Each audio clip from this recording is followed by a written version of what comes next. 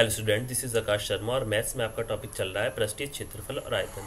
पृष्ठीय क्षेत्रफल और आयतन के बारे में आप पिछली कक्षा में अच्छे से पढ़ चुके हैं, जिसमें आप घन का पृष्ठीय क्षेत्रफल, घनाभ का पृष्ठीय क्षेत्रफल, शंकु का पृष्ठीय क्षेत्रफल, गोले का पृष्ठीय क्षेत्रफल और बेलन का पृष्ठीय क्षेत्रफल अर्थात 3D आकृतियाँ जिन्हें त्रिविमीय आकृतियाँ कहा जाता है, त्रिविमीय आकृतियाँ कहा जाता है, उनके बारे में, उनके पृष्ठीय क्षेत्रफल और आयतन के बारे में आप पिछली कक्षा में अच्छे से पढ़ चुके हैं। ये आपने देख लिया और उसमें अभ्यास प्रश्नों को भी आपने अच्छे से किया है। आइए अभ्यास 13.9 में कुछ अभ्यास प्रश्नों को करते हैं और समझते हैं कि पृष्ठीय क्षेत्रफल आयतन पे और किस प्रकार के नए क्वेश्चंस बन सकते हैं और उनका आंसर हम किस प्रकार दे सकते हैं। अब देखिए, क्वेश्चन नंबर आपको दिया गया है 1। एक लकड़ी के बुक शेल्फ की बाहरी विमाएं निम्न है। क्या है? ऊंचाई है 110 सेंटीमीटर, गहराई है 25 सेंटीमीटर, चौड़ाई है 85 सेंटीमीटर। क्या है? 85 सेंटीमीटर। अब आकृति को देखेंगे तो प्रत्येक स्थान पर तख्तों की मोटाई कितनी है? 5 सेंटीमीटर। इसके बाहरी फलकों पर पॉलिश कराई जाती है और आंतरिक फलकों पर पेंट किया जाना है। यदि पॉलिश कराने की दर क्या है? 20। कितनी है? पॉलिश कराने की दर कितनी आ गई आपकी? 20 पैसे प्रति सेंटीमीटर स्क्वायर है और पेंट कराने की दर 10 पैसे प्रति सेंटीमीटर स्क्वायर है। तो 10 पैसे पेंट कराना, पेंट के लिए 10 पैसे प्रति सेंटीमीटर। तो ये देखिए, आपको शेल्फ दिख रही होगी, कितनी है? 110 सेंटीमीटर है ये। 85 सेंटीमीटर क्या है? इसकी चौड़ाई है। 110 क्या है इसकी ऊंचाई। अब 25 सेंटीमीटर क्या है इसकी गहराई।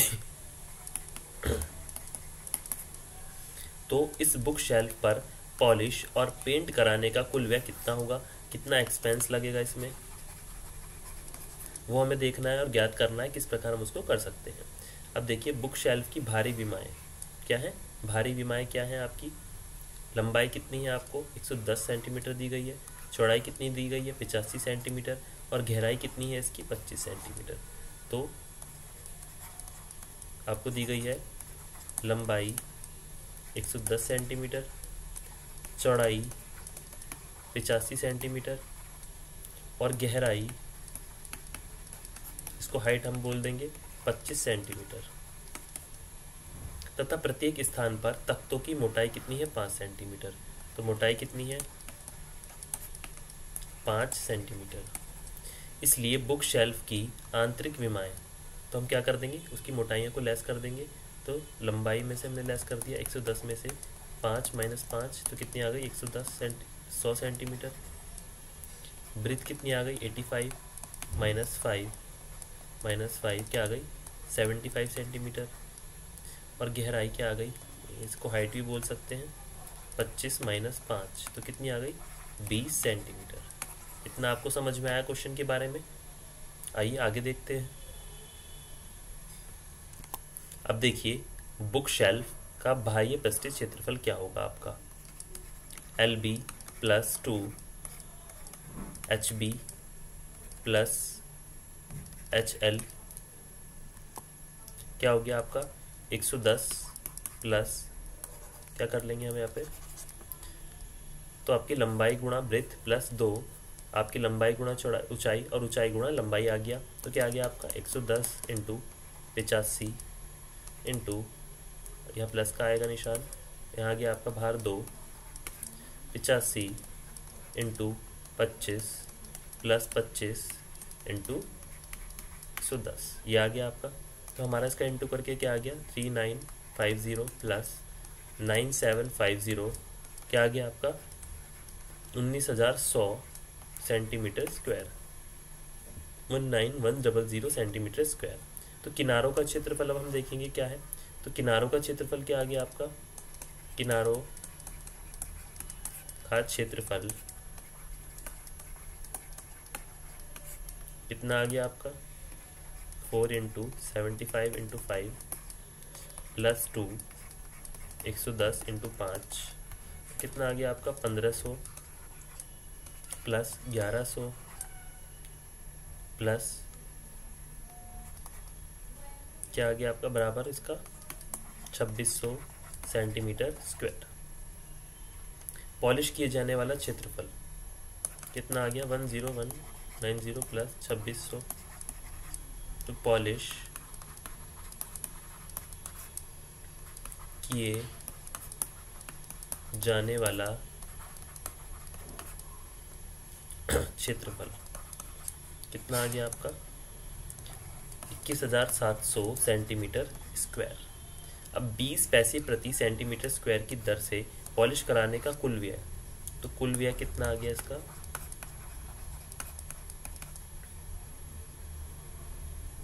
2100 इंटू 0.20 तो क्या आ गया आपका 4,340 रुपये। ये बात आपकी अच्छे से क्लियर हो गई।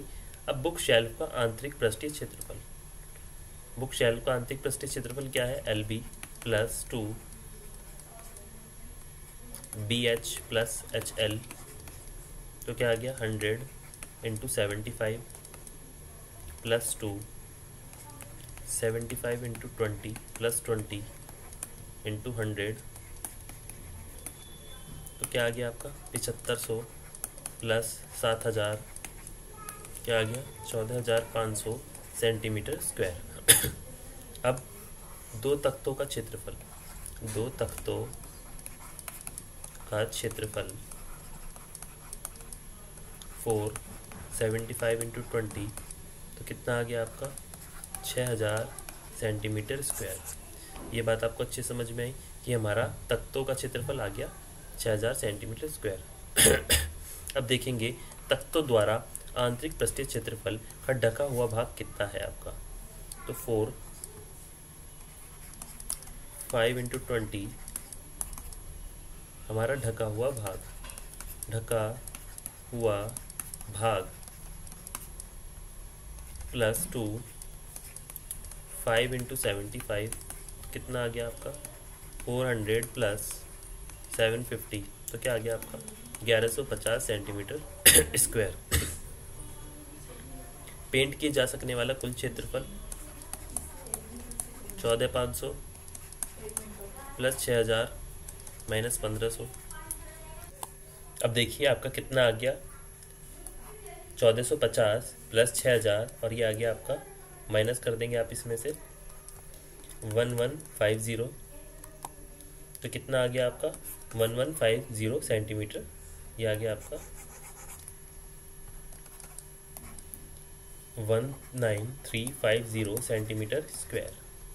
अब 10 पैसे प्रति सेंटीमीटर स्क्वायर की दर से पेंट कराने का कुल व्यय कितना आ गया आपका 19350 इंटू 0.10 तो कितना आ गया 1935। इसलिए पॉलिश और पेंट कराने का कुल व्यय आपका कितना आ गया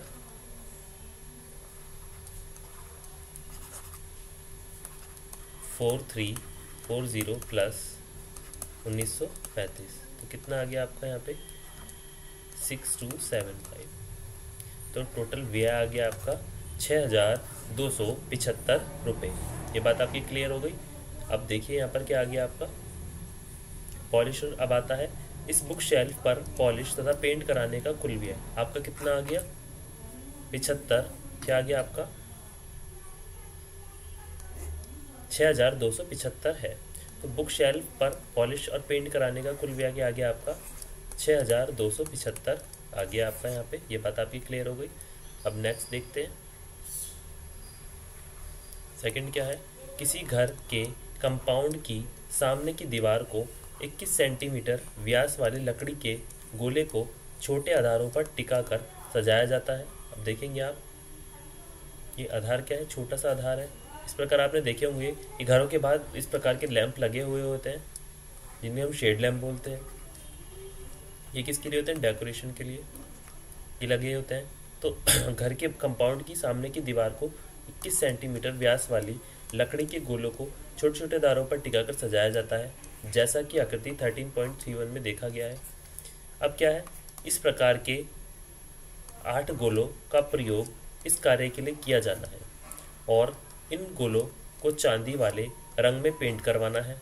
प्रत्येक आधार 1.5 सेंटीमीटर त्रिज्या और ऊंचाई कितनी है, 7 सेंटीमीटर का एक बेलन है तथा इन्हें काले रंग में पेंट करवाना है। यदि चांदी के रंग का पेंट कितना है, करवाने का दर कितनी है, 25 पैसे प्रति सेंटीमीटर स्क्वायर है तथा काले रंग का पेंट करवाने की दर कितनी है, 5 पैसे प्रति सेंटीमीटर स्क्वायर है, तो पेंट करवाने का कुल व्यय ज्ञात कीजिए। तो पेंट करवाने का कुल व्यय ज्ञात कीजिए। तो कुल व्यय आपका आ गया इतना, ये बात आपकी समझ में आ गई।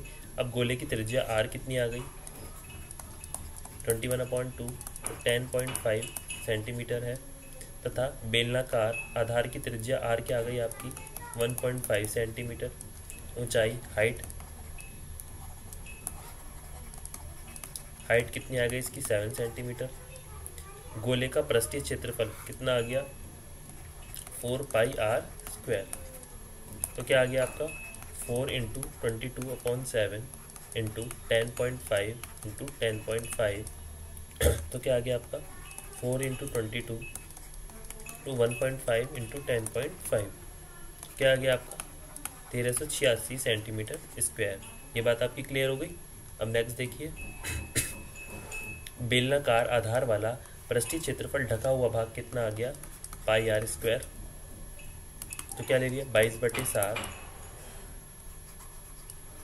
× 1.5 × 1.5 तो क्या आ गया आपका, 7.07 सेंटीमीटर स्क्वायर। एक गोले का चांदी वाले रंग में पेंट किए जाने वाला कुल क्षेत्रफल कितना आ गया, 1386 - 7.07 कितना आ गया, 1378.93 सेंटीमीटर स्क्वायर। 8 गोलों का चांदी वाले रंग में पेंट किए जाने वाला कुल क्षेत्रफल तो 8 × 1378.93 कितना आ गया आपका, 11031.44 सेंटीमीटर स्क्वायर। अब देखेंगे आप 25 पैसे प्रति सेंटीमीटर स्क्वायर की दर से पेंट कराने का कुल व्यय। तो कुल व्यय क्या आ गया आपका देखिए कितना है आपका, 31.44 × 0.25 तो कितना आ गया आपका, 2757.86। बेलनाकार आधार की त्रिज्या r कितनी दे रखी है आपको, 1.5 सेंटीमीटर। हाइट कितनी दी गई है आपको, 7 सेंटीमीटर। तो पृष्ठीय क्षेत्रफल का फॉर्मूला क्या होता है आपका, 2πrh। पृष्ठीय क्षेत्रफल बराबर आ गया आपका ये। तो आपने क्या करा, 22/7 रख लिया पाई का मान, फिर 1.5 आ गया आपका × 7 तो हमारा 7 से 7 चला गया, तो 2 × 22 × 1.5 तो आ गया आपका 66 सेंटीमीटर स्क्वायर। ये बात आपकी समझ में आई।